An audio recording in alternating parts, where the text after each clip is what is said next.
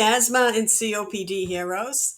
Denise here, one of the respiratory therapists with Nightingale, coming at you with our second Nightingale Tidbits on Fall Allergies. The other thing to be aware of if you have ragweed allergies is cross reactivity with certain foods. If you're thinking, I don't eat ragweed, what's she talking about? Ragweed pollen is similar to the protein in certain foods such as cantaloupes, bananas, watermelon, cucumbers, zucchini, dandelions, and chamomile tea. So your body can't tell the difference between ragweed and those foods. This is called oral allergy syndrome, and it happens often when the food is eaten raw.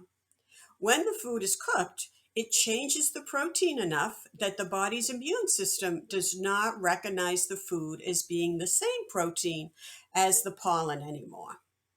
The symptoms of oral allergy syndrome include itching or tingling in your mouth, swelling of the mouth, lip, tongue, or throat when you eat these foods.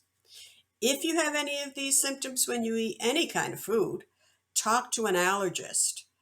Thanks for watching and see you next time.